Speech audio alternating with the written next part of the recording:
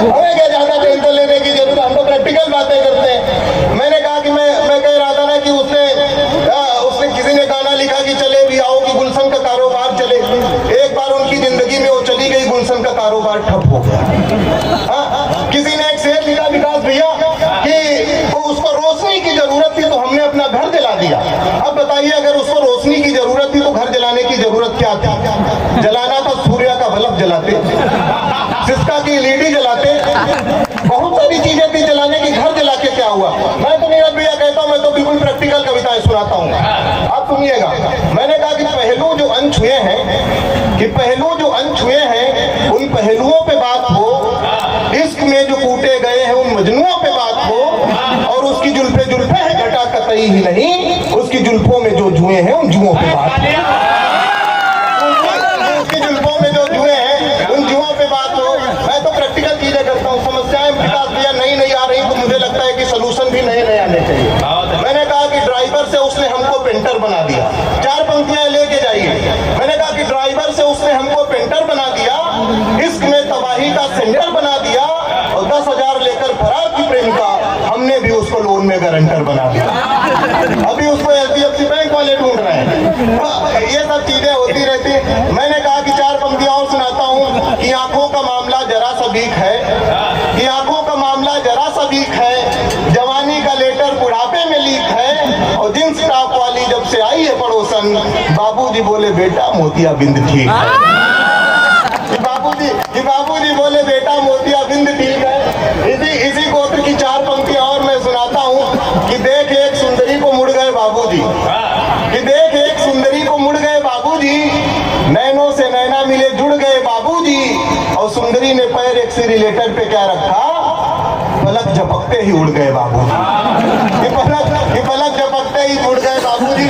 अच्छा नीरज भैया, कॉलेज के दिनों में हमारे पिताजी को बड़ी टेंशन हुआ करती थी कि हमारा किसी लड़की से चक्कर है।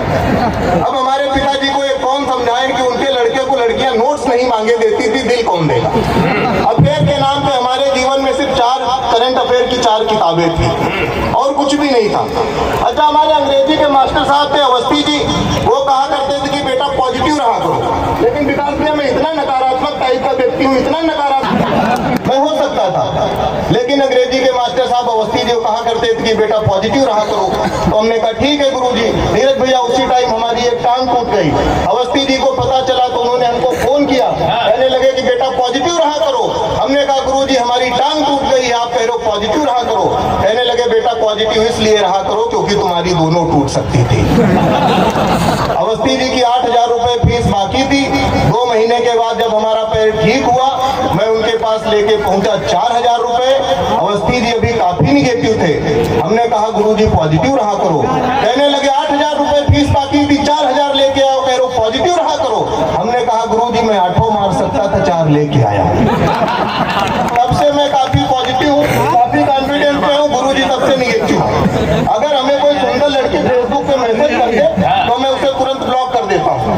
मुझे अपने खोपड़े पे पूरा कॉन्फिडेंस है कि हमें कोई सुंदर लड़की मैसेज कर नहीं सकती, और कर भी दे तो मुझसे पूछ लेते हैं बताओ बहन कौन सा चैनल सब्सक्राइब करना। हमको सिर्फ 2 काम के लिए मैसेज आता है, please subscribe my channel, please follow my page. इसके अलावा कोई चीज नहीं होती। अच्छा, मैं तब से इतना कॉन्फिडेंस में बुड्ढे भैया को कवि सम्मेलन कराना था। नीरज भैया से कहने लगे कि वो सौरभ हास्य का बढ़िया कवि है, बड़ा कवि है, उसको बुलाओ। नीरज भैया ने कहा कि वो 30,000 से कम में नहीं आएगा, बड़ा हास्य का कवि है। बुड्ढे भैया को मेरा डायरेक्ट नंबर मिल गया, कहने लगे कि मैं कवि सम्मेलन करा रहा हूँ। मैंने कहा दद्दू उसके लिए आपको बधाई। कहने लगे कि मैं आपको बुलाना चाहता हूँ। मैंने कहा दद्दू उसके लिए मुझे खुद बधाई। हमने कहा देखिए अधाई बधाई अपनी जगह है, 3,000 से कम में नहीं आ पाएंगे। ये चीजें देखिए, मंच पे बहुत बड़े बड़े लोग बैठे हैं, मैं बहुत ज्यादा समय नहीं लेना चाहता हूँ। कविता की कुछ पंक्तियां पढ़ के मैं अपनी बात को खत्म करता हूँ। मैंने कहा कि हमारे जीवन में हमारे जीवन में हॉट के नाम पे सिर्फ हॉट स्टार बचा है और कुछ भी नहीं है। पर्सनल के नाम पे जीवन में पर्सनल लोन बचा हुआ है। जिंदगी रिश्तों से किस्तों पे कब शिफ्ट हो गई पता ही नहीं चला। तब मुझे 4 पंक्तियां याद आती हैं कि महंगी से महंगी गाड़ी हमको वो सुकून नहीं दे पाई जो पिताजी के कांधों पे बैठकर मेला घूमने में मिला था। हम जिद पे अड़ जाते थे, लड़ जाते थे, मेले वाली चाट सेल्फी हमें बदला, वही पिताजी रह गए सिर्फ फादर्स डे की सेल्फी के लिए। मैंने कहा कि लौटी पल मिट्टियों के दौर में, मैं लौट जाना चाहता हूँ चिट्ठियों के दौर में, याद आई बात कर ली है कहाँ उसमें मजा, मैं लौट जाना चाहता हूँ हिचकियों के दौर में, मैं लौट जाना चाहता हूँ हिचकियों के दौर में। अंतिम 4 पंक्तियां पढ़ के अपनी जगह लेता हूँ, आपका स्नेह आपका सम्मान चाहता हूँ। मैंने कहा निधन दिया, जो उसने किया था सब काम लिखा था, जो उसने किया था सब काम लिखा था, जीवन का सब परिणाम लिखा था, चूम कर पत्थर को एक मारो पड़ी, पत्थर पर शहीद बेटे का नाम था। बहुत बहुत धन्यवाद, बहुत बहुत आभार। एक बार जोरदार तालियां भाई। कामों खुद करके गए क्योंकि हमारे हिस्से का आधा पेमेंट इन्होंने लिया है। मैं गुड्डे भैया की पावन उपस्थिति है मंच पे मैं प्रणाम करता हूँ। अब मैं कवि सम्मेलन की शुरुआत का मेरे को जिम्मा दिया गया, मुझे 2 नंबर पे बुलाया गया और हमारे जीवन में नीरज भैया सारे काम 2 नंबर के, उनकी पत्नी भी 2 नंबर की। ये 2 नंबरी कवि आपके बीच में खड़ा है। अभी कवि सम्मेलन शुरू होगा। अब देखिए जैसे कवि आएंगे कहेंगे कि समय की अपनी सीमा है, समय की अपनी सीमा है। जैसे जो कवि आएगा कहेगा समय की अपनी सीमा है, लेकिन मैं दूसरा कवि हूं तो मैं आपको क्लियर कर दूं, सीमा सिर्फ सचिन की है और सचिन लक्कू सा है, बिल्कुल भाई साहब आपकी तरह। हम नंबर 2 के कवि तो हम पूरे कवि सम्मेलन की भूमिका आपको बता देंगे कि यहाँ पे क्या क्या होने वाला है। तो बस मैं आपने जैसे ही हमको शुरुआत की है सुनने की, मैं प्रणाम करता हूँ आपको। मैंने कहा विकास भैया कि मैं शादी से पहले कुंवारा था। ये बड़ी टेक्निकल बात है, इसको 3 दिन बाद लोग समझ पाते हैं कि शादी से पहले मैं कुंवारा था। गुड्डे भैया मैं बनारस की कविताएं लिखता, फिर हमारी शादी तय हुई, मैं तब भी श्रृंगार रस की कविताएं लिखता था, श्रृंगार हमारा खत्म ही नहीं हो रहा। फिर विकास भैया हमारी शादी तय हुई, मैं तब भी श्रृंगार रस की कविताएं लिखता था, श्रृंगार हमारा खत्म ही नहीं हो रहा था। हमारी एंगेजमेंट हुई भैया, मैं तब भी श्रृंगार रस की कविताएं लिखता था, श्रृंगार हमारा खत्म ही नहीं हो रहा था। फाइनली हमारा तिलक हो गया, मैं तब भी श्रृंगार रस की कविताएं लिखता था, श्रृंगार हमारा खत्म ही नहीं हो रहा था। एक दिन दावर भाई हमारी शादी हो गई, मैं तब भी श्रृंगार रस की कविताएं लिखता था, श्रृंगार हमारा खत्म ही नहीं हो रहा था। एक दिन हमारी श्रीमती जी हमारे सामने मुंह धो के खड़ी हो गई। भगवान कसम श्रृंगार से विश्वास उठ गया, अब मैं हास्य रस की कविताएं लिखता हूँ। मैं आपको यकीन से बताऊं कि पत्नी और सरकार दोनों एक जैसे होते हैं। पत्नी को भी चुनने का मौका, बाकी पत्नी के बारे में हम कुछ नहीं कहेंगे, आप लोग वीडियो रिकॉर्डिंग कर रहे हो, हमें दिक्कत हो सकती है।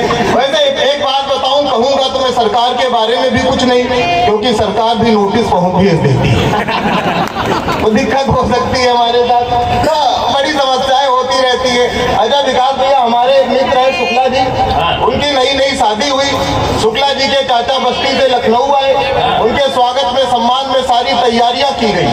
शुक्ला जी के चाचा के लिए भोजन लगाया गया, शुक्ला जी के चाचा ने भोजन किया।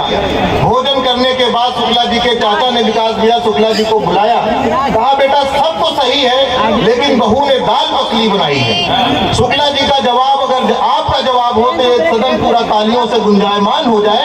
शुक्ला जी ने कहा कि चाचा, जो स्त्री पुरुष की हालत पतली कर सकती है उसके लिए दाल कौन बड़ी बात है।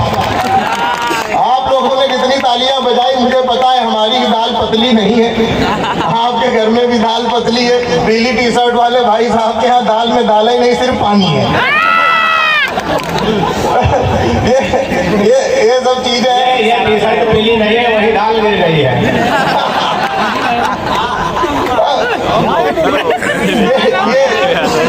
ये बड़ी समस्याएं हैं देश में। मैं बताऊं विकास भैया, बिल्कुल यकीन से मैं कहना चाहता हूँ, मेरी पत्नी बिल्कुल मोदी जी की तरह है भाई साहब। वो मोदी जी की तरह इसलिए है ना क्योंकि मोदी जी भी मन की बात करते हैं, और मन की बात हमारी पत्नी भी करती है।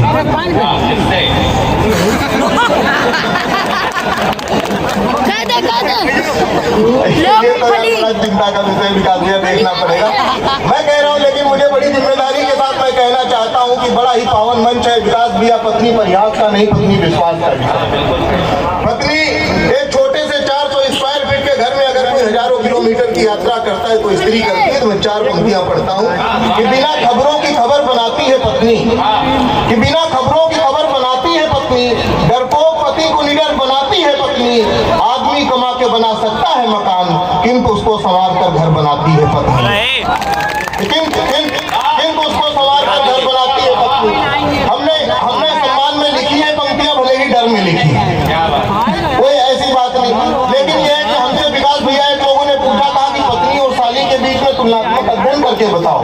भैया मैं तुलनात्मक अध्ययन बताता हूँ। मैंने कहा कि खिले हुए रोज सी लगती है, कि खिले हुए रोज सी लगती है, कैटरीना के पोस्ट सी लगती है, पत्नी चिकन बॉक्स का टीका, साली बूस्टर डोज सी लगती है। पत्नी चिकन बॉक्स का टीका, साली बूस्टर डोज सी लगती है। अच्छा हमारे साथ विकास भैया घटनाएं बहुत होती है। नहीं विकास एक्चुअली हम दुर्घटना है, हम एक प्रकार की दुर्घटना है। तो इतनी हमारे साथ घटनाएं होती है कि मत पूछिए। अभी हमको लखनऊ से सीतापुर जाना था, हमने जैसे ही बस पकड़ी, बस वाले ने गाना बजा दिया, सफर आखिरी है मेरी जिंदगी का। हमने कहा भाई इस तरीके गाने कौन बजाता है, या तो हमें बस से उतार दो या गाना निकाल दो। बस वाला था उत्तर प्रदेश परिवहन का, हमको कान पकड़ नीचे उतार दिया। अच्छा गाने लिखने वाले लोग भी यार गजब गजब के गाने लिखते हैं। किसी ने गाना लिखा कि जोरा जोरी हो गई चने के खेत में। आजकल यार चने के खेत में चना नहीं हो रहा है, जोरा जोरी कहां से हो गई। किसी ने गाना लिखा कि मैं उसकी जुल्फों की छांव में सो गया। अब बताइए अगर उसकी जुल्फें इतनी मतलब खतरनाक है तो कवि सम्मेलन उसकी जुल्फों की छांव में होता, इस पंडाल में करने की क्या जरूरत। किसी ने कहा कि लड़की कमाल हो अखियों से गोली मारे। हमने कहा अगर लड़की अखियों से गोली मार रही तो 36 रफाइल खरीदने की क्या जरूरत। पाकिस्तान चाइना के बॉर्डर पे खड़ी कर दो लड़कियां, दागो गोली, दागो गोली। ये तब तक गोली बजेगी जब तक पूरा सदन ताली नहीं बजा देगा। ऐसा थोड़ी होता। वो विकास भैया किसी ने गाना लिखा कि जानम तुम्हारी आंखों में दुनिया दिखाई देती। अच्छा हमारे पास है डिस्कवर 100 सीसी, उसके कागज नहीं है। तो एक चौराहे पे एक प्रेमी अपनी प्रेमिका से कह रहा था कि जानम तुम्हारी आंखों में दुनिया दिखाई देती है। हम भी उसके पास गए, हमने कहा बहन जरा देख के बताओ अगले चौराहे चालान तो नहीं करना। कहीं कि हम कैसे बताएं। हमने कहा अभी तुम्हारा प्रेमी कह रहा था कि तुम्हारी आंखों में दुनिया दिखाई देती, तो अगला चौराहा नहीं दिख रहा। एक गाना किसी ने लिखा हो कि क्या तुम्हें पता है गुलशन मेरे दिलबर आने वाले हैं। मैं ये बात कह सकता हूँ दद्दू की उस जमाने में हमारे दिलबर थे, उस जमाने में हमारे दिलबर थे तो गाना हमें काफी अच्छा लगता था। नीरज भैया मैं गाना गाते हुए जा रहा था, बिल्कुल पीली टी शर्ट वाले भाई साहब की तरह एक आदमी जा रहा है। एक बार मैंने गाना गाया कि क्या तुम्हें पता है गुलशन मेरे दिलबर आने वाले हैं। भाई साहब हमारी तरफ मुड़ के देखे। नीरज भैया फिर हमने दूसरी बार गाना गाया, फिर भाई साहब हमारी तरफ मुड़ के देखे। तीसरी बार जब हमने गाना गाया कि क्या तुम्हें गुलशन मेरे दिलबर आने वाले हैं, भाई साहब हमारे पास आए और हमको खींच के 3 कंटाप मारे। हमने कहा भाई साहब मार क्यों रहे हो। बोले हमारा नाम है गुलशन और हमें बिल्कुल नहीं पता है तुम्हारे दिलबर आने वाले हैं कि नहीं आने वाले हैं। दिलबर तो करो कौन यार, हमारी खोपड़ी क्यों खा रहे हो।